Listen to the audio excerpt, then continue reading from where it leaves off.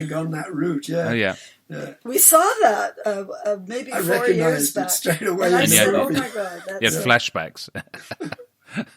Oh God. Oh, God. Anyway, it was like a 5-hour, 6-hour drive. Yeah, at least. Very slow driving, of course. I was absolutely terrified. Oh yeah, she was terrified. Never in my life, ever. And you had to do this. That was going to be the end.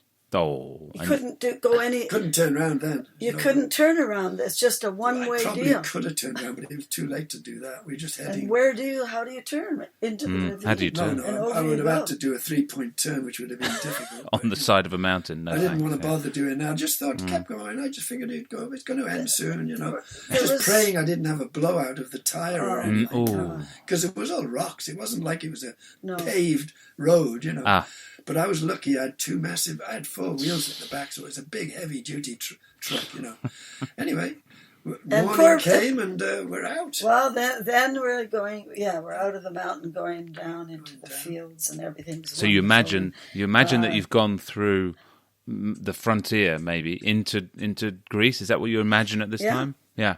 So you've done the pass. Well, we actually had to go. Yes. When coming out of Albania, we went through the Greek border. Of course, there's a border to go into Greece. Yeah. And they looked at us and took my passport and At said, the other end. I said, "Where have you come from?" Oh yeah. I said, "Well, we've been in Albania." He says, "Oh." I mean, he was like really surprised that we even were in there to begin with, right? They never asked questions because, again, we had the language We couldn't speak problem. very well anyway. He just None of us. and nod and shrugged his shoulders and then let us in, because I had a British passport and a Canadian passport. Yeah. He was just surprised to see us. And there was few people who spoke English. So there's certainly nobody in Albania at that time. Well, the only people that they had business with was business with them. With like business people selling goods and things. Yeah. There was no tourists came through Albania to get to Greece in those days. Yeah. So we ended up at Ygartua, and that was the port where we took the boat to Corfu. Ygartua, yeah. So Corfu is a beautiful little island off the coast. It's about an hour's boat ride from the coast. It's right on the border So between the two countries, isn't it, really? That's right. The island stretches practically to the Albanian area. Yeah, and so we spent beautiful blue water, blue amazing. sky. I mean, that's First Greece. time. And all the white adobe. The town was just amazing as well. Yeah. Very incredible architecture. And so we first parked stop. the van, and the next day I was out painting. Well, the thing is, as we always say, we always are central. So we go to the center of any town, and then we park. Yeah, find a parking where there's no pay parking, And we were surprised again that nobody even bothered us. Because it's a goods van, nobody. Once we took the cardboard out, put the cardboard on the back windows, no one knew anybody was living in there, So you're just pretty well hidden. And this is also going into winter, so there's always less tourists, even though it's pretty mild. It's lovely weather, right? But not hot, like, the tourists from England, they always go in the summertime, 100 degrees, to sizzle, right? But so I started painting the next day. Oh, yeah. And as soon as I'd been out there for less than an hour, and I already had a few sketches I'd done previously that I had with me, showing them as examples. And these 2 galleries came. And you got 3 altogether. 3 in the end, yeah. 2 galleries came on first day and said, we'd like to handle your work. Can you put some work in our gallery? Or we'd like to buy off you. I said, okay, no problem there, price was right. And so I was selling to them.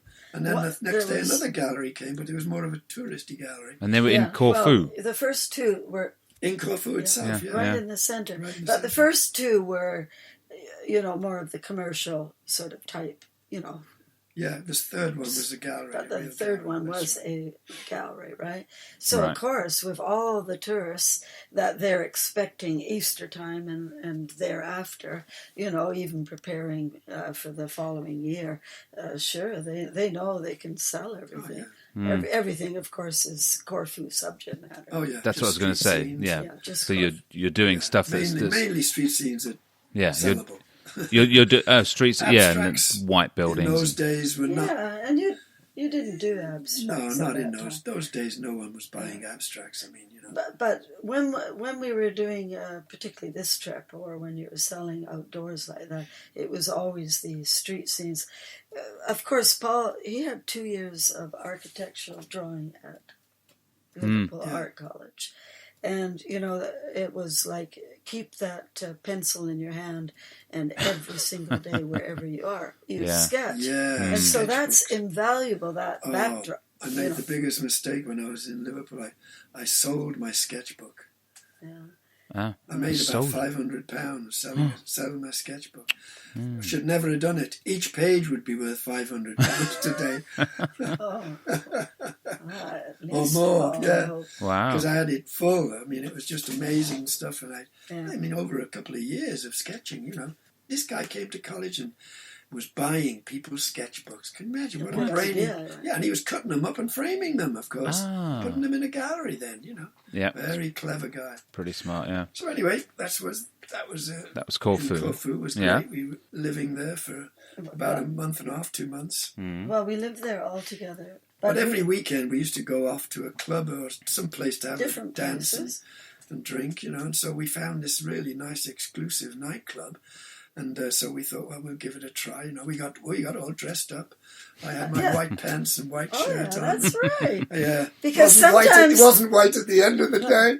But sort of the idea, we always think that we'll go to expensive hotels and who knows, maybe not very often, meet some but clients. Maybe. I mean, in the States, you do have more opportunity with that sort of idea, but because they're pretty friendly, they like to chat and stuff.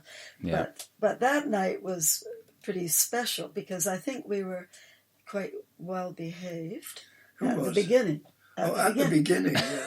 But, well, we blame the booze, blame the raki and the ouzo. Yeah. But we have a great time, and we happened to sit next, which we sort of forgot about later in the evening. But we happened to sit next to this couple. Maybe they're about 20 years older than us. Maybe, maybe early 40s, and we had a great time. Very nice people, lots of fun, and then they left. So we continued on, and I think we were probably lucky I had to carry Joanne back to the van. Yeah, I think we were very lucky that they had left earlier. So I carried Joanne back to the van and oh my God, put her in the van, and she fell against all my but you know what? wet paintings. We took a cab, Paul. We took a cab. That's I carried you out the club though, into the taxi, and then dropped us off at the van, and then I threw her in the van, and she fell against all these oil paintings I'd been doing. And they were oils. She had landscapes all over her dress. Well, this was for the Apollo Gallery for Victor. Yeah. The tree scenes, the mini maxi, and yes. stuff. Yeah. And that was all in oils. For him because it's all. Yeah. She ended up with oil landscapes all over her back. But we're 2 days in a bad situation there. Oh God, not going out at all. So Slightly anyways, hungover. after 2 days, okay. Yeah, okay. We're back to normal, we're out in the fresh air. And then all of a sudden, this guy, actually is quite a tall comes running guy, up to us with his open arms. No, but impeccably dressed, like beautiful, right?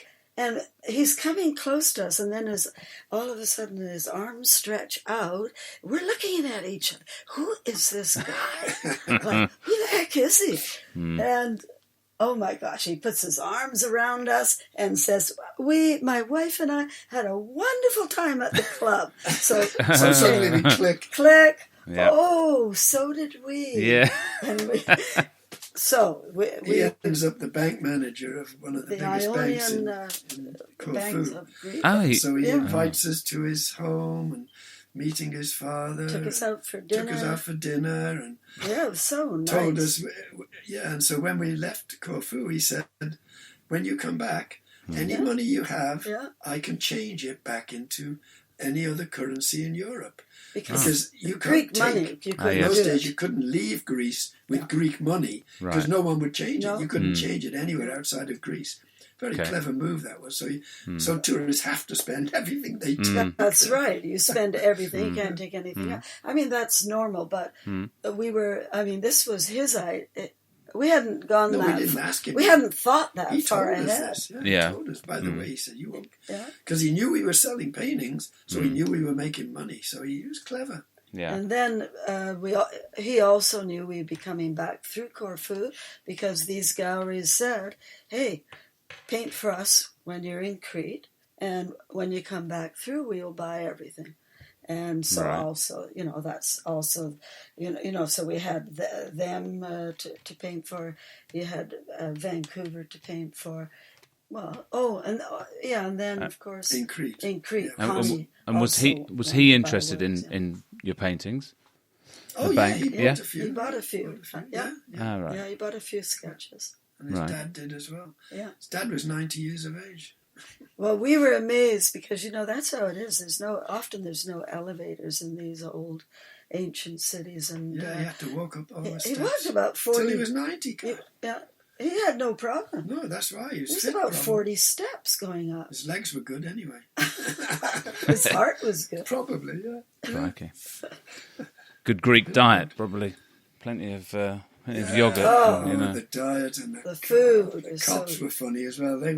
They would have their cop car, and the doors would be wide open, and the blaring music was coming Crete, out. Though, not Corfu. Oh, that was and Corfu. Yeah, I thought. No. Oh, Crete. Not Corfu. I never saw it in Corfu. So talking of Crete, that was the next stop, wasn't it? Crete. So we go to Athens. Athens first. Yeah.